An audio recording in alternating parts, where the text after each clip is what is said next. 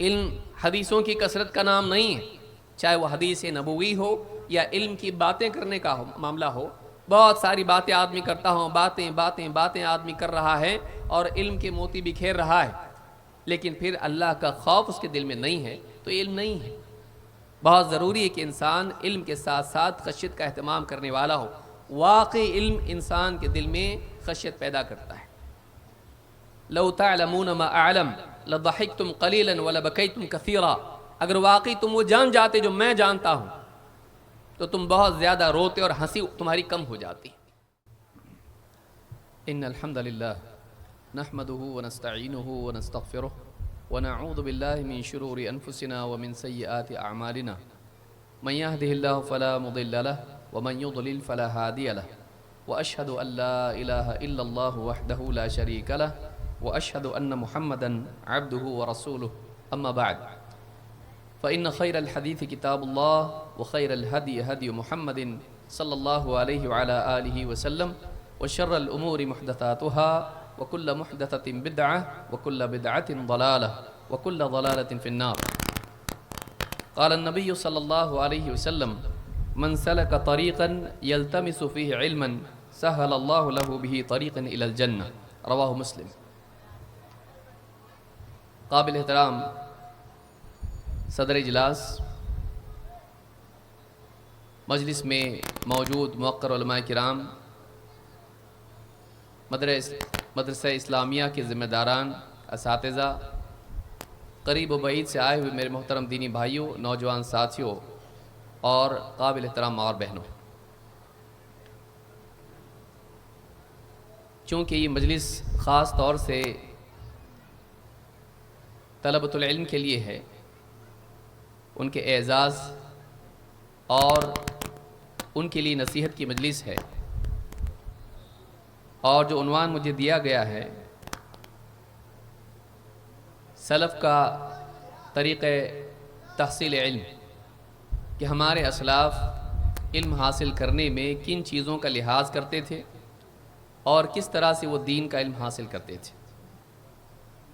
یہ ایک بہت بڑا عنوان ہے جس میں اگر واقعات کو ذکر کیا جائے تو بات بہت طویل ہوگی، اس لیے سلف کا موقف اور ان کے اصول علم کے حاصل کرنے میں کیا تھے، اختصار کے ساتھ ان باتوں کو ہم سمجھنے کی کوشش کریں گے۔ خاص کر کے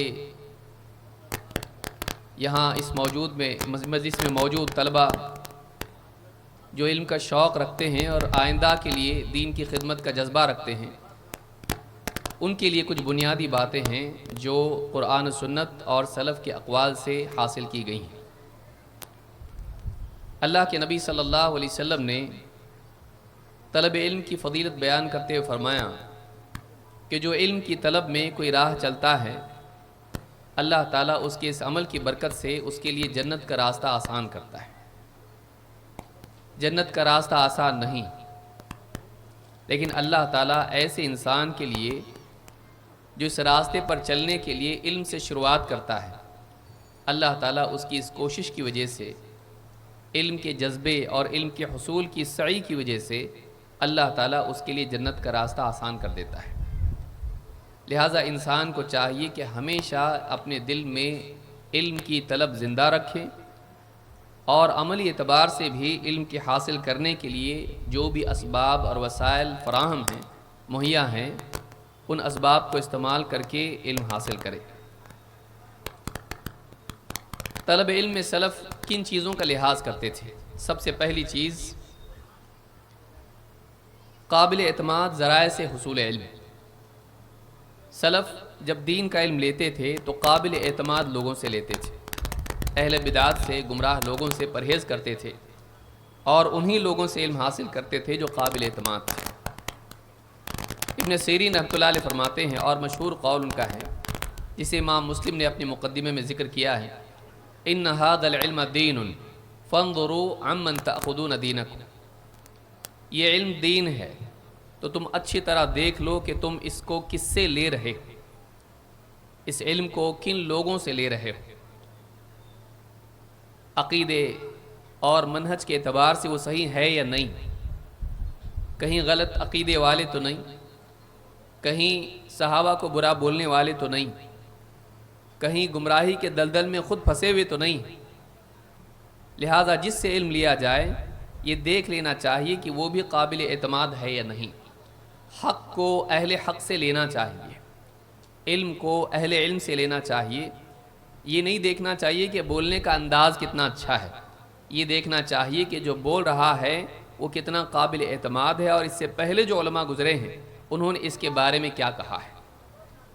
لہٰذا سب سے پہلی چیز دیکھنا چاہیے کہ ایک انسان علم کے اعتبار سے کس مرتبے پر ہے۔ اگر وہ معتبر ہے تو اس سے علم حاصل کرنا چاہیے، اور اگر معتبر نہیں ہے تو اس سے علم حاصل نہیں کرنا چاہیے۔ ایوب السختیانی کہتے ہیں ان من سعادت الحدث والاعجمی ان یوفقہم اللہ لعالم من اہل السنہ۔ ایک نوجوان کے لیے اور ایک اجمی کے لیے یہ اللہ کی طرف سے سعادت کی بات ہوتی ہے کہ اللہ تعالیٰ اسے اہل سنت میں سے کسی عالم سے جوڑ دے، اسے اس بات کی توفیق دے کہ وہ کسی ایسے عالم سے جڑ جائے جو اہل سنت میں سے ہے، اہل بدعات میں سے نہیں ہے، ایسے لوگوں میں سے نہیں ہے جو باطل عقائد اور باطل منہج والے ہوں۔ لہٰذا اس دور میں خاص طور سے جس میں لوگ عام طور سے میڈیا کا استعمال کرتے ہیں، یہ دیکھ لینا چاہیے کہ جن کی بات، جن کا بیان، جن کا خطاب، جن کے دروس ہم سن رہے ہیں وہ قابل اعتماد ہیں یا نہیں، اور اہل حق ان کے بارے میں کیا کہتے ہیں۔ اللہ کے نبی صلی اللہ علیہ وسلم نے بھی آخری دور میں اس تعلق سے بتایا تھا کہ ایسے لوگ بعد کے دور میں آئیں گے جو کذاب اور دجال ہوں گے، اور ایسی ایسی باتیں بیان کریں گے جو تم نے اور تم سے پچھلوں نے، تمہارے آبا نے سنی نہیں ہوں گی۔ تو خبردار ان سے بچ کے رہنا، کہیں وہ تم کو فتنے میں مبتلا نہ کر دیں، کہیں وہ تم کو گمراہ نہ کر دیں۔ بعد کے دور میں ایسے لوگ آئیں گے جو نئی نئی تحقیقات پیش کریں گے، ایسی جو اسلاف نے نہیں پیش کی، وہ نئی نئی باتیں دین میں کریں گے جو پہلوں نے نہیں کی، عقائد کے باب میں، احکام کے باب میں، منہج کے باب میں، تفسیر کے مسئلے میں یا اصول میں بات کریں گے۔ ایسے لوگوں سے دور رہنا چاہیے جو سلف سے ہٹ کر کوئی نئی بات کریں۔ تو اس سے پہلی بات یہ معلوم ہوئی کہ سلف کا طریقہ یہ تھا کہ وہ قابل اعتماد لوگوں سے علم حاصل کرتے تھے، اور ہم کو بھی اسی راستے پر چلنا چاہیے۔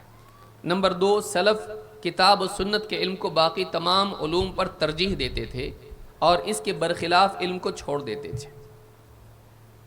آج آپ دیکھیں بہت بڑا طبقہ امت کا منطق، فلسفہ، تصوف اور اس طرح کی بہت ساری چیزوں میں مبتلا ہے۔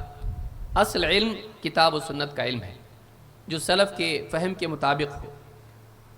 عبداللہ ابن عمر رضی اللہ تعالیٰ عنہ کہتے ہیں اللہ کے رسول صلی اللہ علیہ وسلم نے فرمایا وَتَفْتَرِقُ أُمَّتِي عَلَى 73 مِلَّةٍ، میری امت 73 فرقوں میں بٹ جائے گی، سب کے سب جہنم میں جائیں گے، كُلُّهُمْ فِي النَّارِ إِلَّا مِلَّةً وَاحِدَةً، سب کے سب جہنم میں جائیں گے سوائے ایک فرقے کے۔ قالوا ومن هي یا رسول اللہ، صحابہ نے پوچھا اللہ کے رسول وہ ایک کون ہوں گے، وہ ایک فرقہ، وہ ایک گروہ کون ہوگا؟ قال ما انا علیہ واصحابی، وہ جو اس پر ہوں گے جس پر میں اور میرے صحابہ ہیں۔ اس حدیث کو امام الترمذی نے روایت کیا اور یہ حدیث حسن درجے کی ہے۔ اس حدیث سے معلوم ہوتا ہے کہ اب بعد کے دور میں امت فرقوں میں جب بٹ جائے گی تو ایک فرقہ، ایک گروہ اس میں ہوگا جو حق پر قائم رہے گا، وہ اسی علم کے تابع ہوگا جو نبی کریم صلی اللہ علیہ وسلم اور صحابہ کے اقوال و افعال پر مبنی ہوگا، وہ اسی راستے پر ہوگا جس پر اللہ کے نبی صلی اللہ علیہ وسلم اور صحابہ تھے۔ لہٰذا ایک طالب علم کو چاہیے کہ وہ اس بات کی حرص رکھے کہ اسے اللہ کے نبی صلی اللہ علیہ وسلم کی سنت اور صحابہ کا طریقہ معلوم ہو، صحابہ کا فہم معلوم ہو، اسی کو اپنے لیے وہ بنیاد بنائے۔ بقیہ ابن ولید کہتے ہیں قال علی الاوزاعی، مجھ سے امام الاوزاعی رحمہ اللہ نے فرمایا یا بقیہ العلم ما جاء عن اصحاب محمد صلی اللہ علیہ وسلم، اے بقیہ علم وہی ہے جو اللہ کے نبی صلی اللہ علیہ وسلم کے صحابہ سے آیا ہے، وما لم یجئ عنہم فلیس بعلم، اور جو صحابہ سے نہیں آیا وہ علم نہیں ہے۔ یعنی بعد کے دور میں لوگوں نے اپنے طور پر جو باتیں ایجاد کر لیں، جو اقوال گھڑ لیے، جو فلسفے اور جو افکار گھڑ لیے، وہ علم نہیں ہے۔ علم وہی ہے جس کی بنیاد اس علم پر ہو جو صحابہ کے ذریعے سے بات آئی ہے۔ لہٰذا ایک طالب علم کو چاہیے کہ وہ کتاب و سنت کا علم سب سے پہلے حاصل کرے، اور ان علوم کو حاصل کریں جو یا تو کتاب و سنت کے سمجھنے میں مددگار ہوں یا پھر کتاب و سنت سے نکلے ہوں، اس سے مستنبط ہوں، یا تو کتاب و سنت کے سمجھنے میں مددگار ہوں یا پھر کتاب و سنت سے مستنبط ہوں، ان علوم کو حاصل کرے۔ اس کے علاوہ سارے علوم جو اس کے برعکس ہوں بلکہ اس کے برخلاف ہوں، ایسے علوم سے دور رہے۔ تیسری چیز، صحابہ اور سلف کا طریقہ یہ تھا کہ وہ صرف علم کے پیچھے نہیں دوڑتے تھے، بلکہ علم کے حاصل کرنے کے ساتھ ساتھ اس علم پر عمل بھی کرتے تھے۔ ایک طالب علم کو چاہیے کہ وہ علم اور عمل دونوں کو جمع کرے، اس لیے کہ عمل علم کی حفاظت کرتا ہے اور علم میں فہم کا دروازہ کھولتا ہے، اور اللہ تعالیٰ کی توفیق ایسے انسان کو ملتی ہے جو ہدایت پر عمل کرتا ہے، اللہ اس کی ہدایت کو بڑھاتا ہے۔ عبداللہ ابن مسعود رضی اللہ تعالیٰ عنہ کہتے ہیں، تعلموا، علم حاصل کرو، فَإِذَا عَلِمْتُمْ فَاعْمَلُوا، اور جب تمہارے پاس علم آ جائیں تو عمل بھی کرو۔ علم حاصل کرو، لیکن علم اس لیے نہیں حاصل کرنا ہے کہ ہم بیان بازی کرنے لگ جائیں، ہم مناظرے کرنے لگ جائیں اور زندگی عمل سے خالی رہے، دوسروں کی ہدایت کا ذریعہ بنیں اور خود ہدایت سے محروم رہیں، دوسروں کو جنت کی طرف روانہ کر دیں اور اپنے آپ کو جہنم کے راستے سے محروم بلکہ جہنم کے راستے پر ڈال دیں۔ علم کا تقاضا یہ ہے کہ آدمی اس پر عمل کرے۔ علم کا واقعی فائدہ تب ہوتا ہے جب زندگی میں عمل آتا ہے، اس کے تقاضے پورے کیے جاتے ہیں۔ جیسے دوا صرف پا لینا شفا نہیں دلاتی ہے، دوا کو استعمال کرنا پڑتا ہے، تب اللہ تعالیٰ شفا عطا فرماتا ہے۔ لہٰذا اسباب ہدایت میں سے علم ہے، لیکن علم کی واقعی ہدایت تب ملتی ہے جب زندگی میں عمل آتا ہے۔ ابو ہریرہ رضی اللہ عنہ کہتے ہیں، مثل علم لا يعمل به كمثل کنز لا ينفق منه في سبيل اللہ، وہ علم جس پر عمل نہ کیا جائے اس کی مثال ایسے خزانے کی طرح ہے جس میں سے اللہ کی راہ میں خرچ نہ کیا جائے، زکوٰۃ نہ دی جائے۔ اگر مال کی زکوٰۃ نہ دی جائے تو یہ مال انسان کے لیے قیامت کے دن وبال بنے گا۔ اسی طرح سے علم پر عمل نہ کیا جائے تو یہ علم قیامت کے دن انسان کے لیے ہلاکت کا ذریعہ بنے گا۔ والقرآن حجۃ لک او علیک، قرآن یا تو تیرے حق میں دلیل ہے تیرے برخلاف، تیرے حق میں حجت ہے یا تیرے خلاف حجت ہے۔ لہٰذا ایک آدمی کو چاہیے، ایک طالب علم کو چاہیے کہ جیسے جیسے اس کی زندگی میں علم آئے عمل بھی آئیں۔ یہ نہ ہو کہ ساری دعائیں وہ یاد کر لے اور اس کی سند اس کو معلوم ہو، راوی معلوم ہو، صحت اور ضعف اس کو معلوم ہو، لیکن اس کی زندگی میں اس دعا کا اہتمام نہ ہو۔ یہی بات دین کے دوسرے معاملات میں ہے۔ لہٰذا علم کے ساتھ عمل کرنا نجات کے لیے ضروری ہے۔ ایک طالب علم کو یہ اہتمام کرنا چاہیے اور سلف اس کا اہتمام کرتے تھے۔ نمبر 4، علم کے حصول میں مجاہدہ کرنا چاہیے۔ یہ نہیں کہ آرام طلبی میں آدمی علم حاصل کرے، علم کے لیے کہیں چل کر جانا پڑے تو جائے، گرمی میں بیٹھ کر دینی درس میں حاضر ہونا پڑے تو حاضر ہو، علم کے لیے بھوکا رہنا پڑے تو تیار رہے، علم کی مطالعے کے لیے، یاد کرنے کے لیے، تیاری کے لیے انسان کو اگر رات میں جاگنا پڑے، نیند سے محروم رہنا پڑے، اس کے لیے تیار رہے۔ علم کے تقاضوں کو پورا کرنے کے لیے، علم کے حصول کے لیے جو مجاہدہ ضروری ہے، اس کے لیے انسان اپنے آپ کو آمادہ کرے۔ آسانی کے ساتھ علم حاصل نہیں کیا جاتا ہے۔ یہی ابن سعید کہتے ہیں، سمعت سعید بن المسیب یقول ان كنت لاسیر اللیالی والایام فی طلب الحدیث الواحد۔ یحییٰ ابن سعید کہتے ہیں کہ میں نے سعید بن مسیب کو سنا، وہ کہتے تھے کہ ہم ایک حدیث کے لیے، ایک حدیث کی طلب میں میں کئی دن اور کئی راتوں کا سفر کرتا تھا۔ ایک حدیث کی حاصل کرنے کے لیے کئی دن اور کئی راتوں کا لمبا سفر کر کے وہ جا کر ایک حدیث حاصل کرتے تھے۔ جامع بیان العلم میں اس کو ابن عبد البر نے روایت کیا ہے۔ اسی طرح سے یحییٰ ابن ابی کثیر کہتے ہیں، لا یستطاع العلم براحت الجسم، علم جسم کی راحت کے ساتھ حاصل نہیں کیا جاتا ہے کہ آدمی کو آرام بھی ملے اور علم بھی آ جائے، نہیں، علم کے لیے مجاہدہ کرنا پڑتا ہے۔ لہٰذا علم کے لیے مجاہدہ کرنا یہ انسان کے علم میں برکت پیدا کرتا ہے اور جماع نصیب کرتا ہے۔ دل میں علم کی قدر اور بڑھ جاتی ہے جب آدمی محنت کے ساتھ قربانی دے کر علم حاصل کرتا ہے۔ 5ویں چیز، علم کی نشر و اشاعت کا اہتمام۔ ایک طالب علم کو چاہیے کہ علم حاصل کرنے کے بعد وہ علم پر سانپ بن کر نہ بیٹھے، بلکہ اس کو دوسروں میں بھی نشر کرنے کا اہتمام کرے۔ وہ علم حاصل کرنے کے بعد بے عملی اور تعطل کا شکار نہ ہو، بلکہ جو اس کا دائرہ ہے اس دائرے میں وہ لوگوں کو سکھانے والا بنے۔ اس کے لیے وہ مطالبہ نہ کرے، بلکہ ان کے اکرام کے بغیر خود ہی ان کی تعلیم کی فکر کرے۔ یہ نہیں کہ لوگ بلائیں گے تو جائیں گے، یہ نہیں کہ لوگوں کو ضرورت ہوگی تو خود آئیں گے، بلکہ ایک عالم کو چاہیے، ایک دین کے طالب علم کو چاہیے کہ اللہ نے جو کچھ علم اس کو دیا ہے، جو علم سے محروم لوگ ہیں اور گمراہی کے راستے پر جا رہے ہیں یا طالبین حق ہیں، اگر ان کو ضرورت واقعی ہے، اگر اس کے پاس علم ہے تو وہ ان کو سکھائے بھی اور علم کو نشر کرے، عام کرے۔ اللہ کے نبی صلی اللہ علیہ وسلم نے فرمایا بلغوا عنی ولو آیہ، ایک آیت ہی کیوں نہ ہو اسے دوسروں تک پہنچاؤ۔ امام البخاری نے اس کو روایت کیا ہے۔ یہاں یہ بات بھی یاد رکھے کہ یہاں تبلیغ کے بارے میں بات کہی گئی کہ اگر تمہارے پاس ایک آیت ہی کیوں نہ اس کو پہنچاؤ، یہ نہیں کہ وہ قاضی اور حاکم اور مفتی بن کر بیٹھ جائے، وہ حدیثوں کی اور قرآن کی آیات کی تشریح اور تفسیر کرنے لگ جائے، وہ فتوے دینے لگ جائے، نہیں، بلکہ وہ اپنے دائرے کو یاد رکھے اور اپنے دائرے میں جو علم اس نے حاصل کیا ہے، کتاب و سنت کی نصوص اور علماء کی تشریحات، جوں کا توں اس کو دوسروں تک پہنچائے تاکہ ان کو بھی ہدایت ملے، یہ نہیں کہ اپنی طرف سے وہ دین کا شارح بن کر بیٹھ جائے۔ سلیم ابن عامر رحمہ اللہ کہتے ہیں کننا نجلس الی ابی امامۃ الباہلی، ہم ابو امامہ الباہلی رضی اللہ عنہ کے پاس بیٹھتے تھے، فیحدثنا حدیثا کثیرا عن رسول اللہ صلی اللہ علیہ وسلم، تو ہمیں اللہ کے نبی صلی اللہ علیہ وسلم کی بہت ساری حدیثیں بیان کرتے تھے۔ فاذا سکت، جب وہ حدیث بیان کر کے خاموش ہو جاتے اور فارغ ہوتے، قال اعقلتم، کہتے سمجھ میں آ گئی بات، یعنی بات سمجھی، اور پھر اس کے بعد کہتے ابلغوا عنا کما ابلغتم، جیسے تم تک پہنچایا گیا نا ایسا اب تم بھی دوسروں تک پہنچاؤ، جیسے ہم نے تم تک پہنچایا اب تم اس بات کو، اس پیغام کو، اس نبوی نعمت کو جو نبوی علم ہے اس کو تم آگے پہنچاؤ۔ تو ایک طالب علم کو چاہیے کہ وہ علم حاصل کرنے کے بعد اس بات کی فکر کرے کہ اپنی بستی میں، اپنے معاشرے میں اس علم کو عام کرنے والا بنے۔ اس میں یہ بات یاد رکھے کہ اس عام کرنے میں، دعوت میں، تبلیغ میں وہ اپنے بڑوں کے، علماء کا ماتحت رہے، یہ نہیں کہ آزاد ہو جائے اور اپنے طور پر کچھ بھی کرنے لگے۔ وفوق کل ذی علم علیم، ہر علم والے سے اوپر ایک علم والا ہوتا ہے اور ہونا چاہیے تاکہ اس کی نگرانی کریں، اس کی اصلاح کریں۔ تو مسند الشامیین میں امام الطبرانی نے اس کو روایت کیا اور سند صحیح ہے۔ چھٹی چیز یہ کہ علم کے ساتھ خشیت الہی کا اہتمام بھی ہونا چاہیے۔ ایک انسان علم حاصل کریں لیکن اگر علم کے تقاضوں کو پورا نہ کریں تو دل سخت ہو جاتا ہے۔ ایک انسان علم حاصل کریں تو اس کے دل میں اللہ کی عظمت، آخرت کی فکر، رسول کا احترام، اللہ اور اس کے رسول کی بات کی تعظیم اس کے دل میں ہونا چاہیے، اور اپنی غلطیوں کا استحضار اور اپنی غلطیوں کا احساس اس کو ہونا چاہیے۔ اپنی منزل کی طرف بڑھنے کے لیے اس کے اندر فکر ہونی چاہیے، موت کی یاد اس کے دل میں ہونی چاہیے، جہنم اور جنت کا معاملہ اس کے سامنے ہونا چاہیے، قبر کے عذاب کا معاملہ اس کے سامنے ہونا چاہیے۔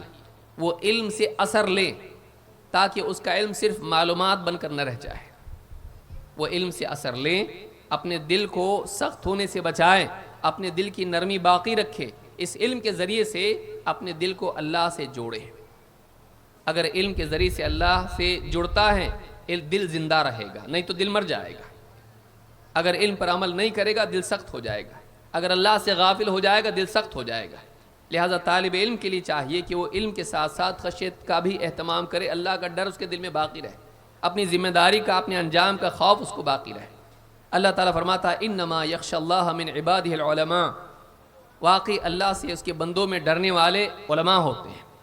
معلوم ہوا کہ علم کے ساتھ خشیت جمع ہوتی ہے، جس علم کے ساتھ خشیت جمع نہ ہو وہ علم نہیں ہے، وہ نجات دلانے والا علم نہیں ہے۔ ایسا آدمی محروم رہتا ہے چاہے وہ اچھا علم حاصل کرے، نفع بخش علم اس نے حاصل کیا لیکن اس علم نے اس کو نفع نہیں پہنچا ہے۔ کتنا محروم انسان ہے کہ اس کے پاس نفع بخش علم ہو لیکن انتفاع کی توفیق اس کو نہ ملے۔ لہٰذا طالب علم کو چاہیے کہ وہ اللہ سے ڈرنے والا ہو، بے خوف نہ ہو، بے عملی کی زندگی گزاریں، اور لوگ تنبیہ کریں تو کہے کہ ہماری بات دیکھو ہمارا عمل مت دیکھو۔ اتنا بے حیا ہو جائے کہ وہ لوگوں کی نصیحت کے بارے میں بھی نہ سوچے، اپنی بے عملی پر افسوس نہ کرے، بلکہ اس کے لیے دلیل نکال کر کچھ پیش کرنا شروع کر دے۔ اللہ سے ڈرنے والا ہو۔ اللہ کے نبی صلی اللہ علیہ وسلم کا خود یہ حال تھا، فرماتے ہیں واللہ انی لأعلمکم باللہ عز وجل واخشاکم لہ، اللہ کی قسم میں تم سب سے زیادہ اللہ کے بارے میں علم رکھنے والا ہوں اور تم سب سے زیادہ اللہ سے خشیت، اللہ سے ڈرنے والا ہوں، خشیت رکھنے والا ہوں۔ امام احمد نے اس کو روایت کیا ہے۔ معلوم ہوا کہ ایک انسان کو اللہ سے ڈرنے والا ہونا چاہیے، خصوصاً ایک طالب علم کو جو اللہ کو نہیں جانتا، اللہ سے نہیں ڈرتا، جو اللہ کو نہیں مانتا، اللہ سے نہیں ڈرتا، کوئی تعجب کی بات نہیں، لیکن جو اللہ کو جانتا ہو اور اس کے دل میں اللہ کا خوف نہ ہو، یہ بہت افسوس کی بات ہے۔ جو آخرت کو مانتا ہو لیکن آخرت کی فکر اس کے دل میں نہ ہو، بہت افسوس کی بات ہے۔ ابن مسعود رضی اللہ تعالیٰ کہتے ہیں لیس العلم عن کثرت الحدیث वलाकिन العلم عن كثرة الخشية، علم حدیثوں کی کثرت کا نام نہیں ہے، چاہے وہ حدیث نبوی ہو یا علم کی باتیں کرنے کا معاملہ ہو۔ بہت ساری باتیں آدمی کرتا ہوں، باتیں آدمی کر رہا ہے اور علم کے موتی بکھیر رہا ہے، لیکن پھر اللہ کا خوف اس کے دل میں نہیں ہے تو علم نہیں ہے۔ بہت ضروری ہے کہ انسان علم کے ساتھ ساتھ خشیت کا اہتمام کرنے والا ہو۔ واقعی علم انسان کے دل میں خشیت پیدا کرتا ہے۔ لو تعلمون ما اعلم لضحکتم قلیلا ولبکیتم کثیرا، اگر واقعی تم وہ جان جاتے جو میں جانتا ہوں تو تم بہت زیادہ روتے اور ہنسی تمہاری کم ہو جاتی۔ معلوم ہوا کہ علم واقعی جب احساس دل میں پیدا کرتا ہے تو انسان کے اندر اللہ کا خوف پیدا ہوتا ہے۔ وہ علم نہیں جو انسان کے دل میں احساس پیدا نہ کرے۔ تو لہٰذا بہت ضروری ہے کہ طالب علم سے اثر لینے والا ہو اور وہ اللہ سے ڈرنے والا ہو۔ نمبر 7، طالب علم کے لیے ضروری ہے کہ اہل علم کا احترام کرے، ان کی شان میں گستاخی نہ کرے۔ اللہ کے نبی صلی اللہ علیہ وسلم فرماتے ہیں لیس منا من لم یجل کبیرنا ویرحم صغیرنا ویعرف لعالمنا حقہ۔ امام احمد نے اس کو روایت کیا ہے۔ آپ نے فرمایا وہ ہم میں سے نہیں جو ہمارے بڑوں کا اجلال نہ کرے، ہمارے چھوٹوں پر رحمت نہ کرے، رحم نہ کرے، اور ہمارے عالم کا حق نہ جانے۔ اس حدیث میں بڑوں سے الگ کر کے عالم کو بیان کیا گیا ہے کیونکہ ان کی اپنی ایک شان ہے، اور اس میں ایک بہت اہم بات بیان کی گئی ہے کہ وہ ہمارے عالم کا حق نہ جانے۔ معلوم ہوا کہ عالم کا عوام پر حق ہوتا ہے، لیکن عجیب بات یہ کہ ہمارے معاشرے میں سمجھا جاتا ہے کہ لوگوں کا عالم پر حق ہوتا ہے۔ وہ ہم میں سے نہیں جو عالم کا حق نہ جانے۔ عالم کا حق یہ ہے کہ انسان عالم کے لیے دعا کرے، اس سے حسن ظن رکھے، دین کے کام میں اس کا تعاون کرے، اس کی خدمت کرے، اس کا دفاع کرے، اس کی عزت کی حفاظت کرے، اور اس کے لیے اسباب مہیا کرے تاکہ وہ دین کی اور خدمت کر سکے۔ اس کی غیبت نہ کرے بلکہ اس کی غیبت کرنے والوں کو جواب دے اور ان کو چپ کرے۔ عالم کا احترام بہت ضروری ہے، بلکہ علماء نے کہا ہے کہ عالم کے لیے استغفار کرنا چاہیے، اس کے لیے دعا کرنا چاہیے۔ کیوں؟ اللہ کے نبی صلی اللہ علیہ وسلم فرماتے ہیں وَإِنَّ الْعَالِمَ لَيَسْتَغْفِرُ لَهُ مَنْ فِي السَّمَاوَاتِ وَمَنْ فِي الْأَرْضِ، عالم کے لیے آسمان والے، زمین والے، سب کے سب مغفرت کی دعا کرتے ہیں، حتی الحیتان فی الماء، یہاں تک کہ پانی میں موجود مچھلیاں بھی۔ امام احمد نے اور اصحاب السنن نے اس کو روایت کیا ہے۔ معلوم ہے کہ ساری مخلوق عالم کے لیے مغفرت کی دعا کرتی ہے، عوام کو بھی، انسانوں کو بھی کرنا چاہیے۔ نہ یہ کہ ہم ان کے لیے بد دعا کریں، لعنتیں کریں، ان کی غیبتیں کریں اور ان کے لیے بری باتیں کریں۔ ان سے اگر لغزش ہوتی بھی ہے تو ان کے لیے مغفرت کی دعا کرنا چاہیے۔ خاص کر کے جو ہمارے اساتذہ ہیں جن سے ہم استفادہ کرتے ہیں، ان کی خصوصی طور پر احترام اور رعایت کرنا چاہیے، کیونکہ ان کا ہم پر احسان اور حق ہوتا ہے۔ لہٰذا بہت ضروری ہے کہ علماء کا احترام کیا جائے، چاہے وہ ہمارے اپنے دور کے ہوں، قریب کے ہوں، دور کے ہوں یا پچھلے زمانے کے ہوں۔ ان کی شان میں گستاخی نہ کی جائے، ان کے بارے میں ایسی بات نہ کہی جائے جس سے ان کی عزت خراب ہوتی ہو۔ ابن عساکر کہتے ہیں اعلم یا اخی وفقنی اللہ وإیاک لمرضاتہ، جان لے اے میرے بھائی، اللہ تعالیٰ تجھے نیک توفیق عطا فرمائے اور اپنی مرضیات کی توفیق دے، وجعلنا ممن یخشاہ ویتقی، اور اللہ تعالیٰ ہمیں ان لوگوں میں سے بنائے جو اللہ سے ڈرنے والے ہیں اور برائیوں سے بچنے والے ہیں۔ ان لحوم العلماء مسمومہ، اچھی طرح جان لو کہ علماء کے گوشت زہر آلود ہوتے ہیں۔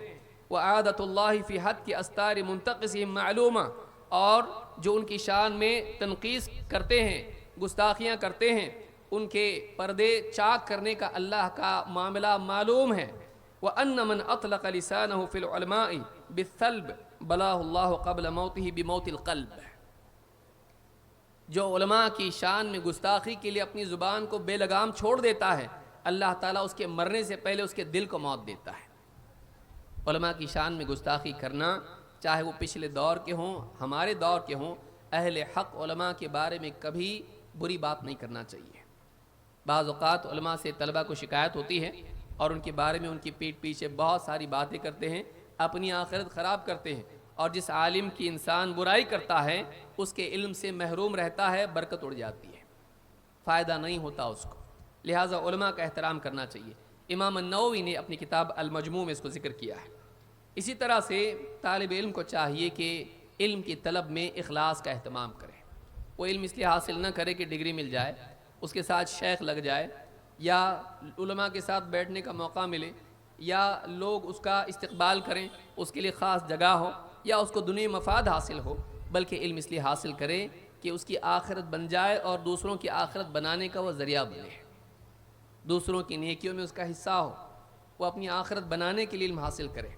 اللہ کے نبی صلی اللہ علیہ وسلم فرماتے ہیں من طلب العلم لیماری بہ السفہاء او لیباہی بہ العلماء او لیصرف وجوہ الناس الیہ فہو فی النار، جو شخص اس لیے علم حاصل کرے کہ وہ لڑائی جھگڑے بحث مباحثے کر کے کم فہم لوگوں کو شک شبے میں مبتلا کر دے، کنفیوز کر دے، ان پر غالب آ جائے، او لیباہی بہ العلماء،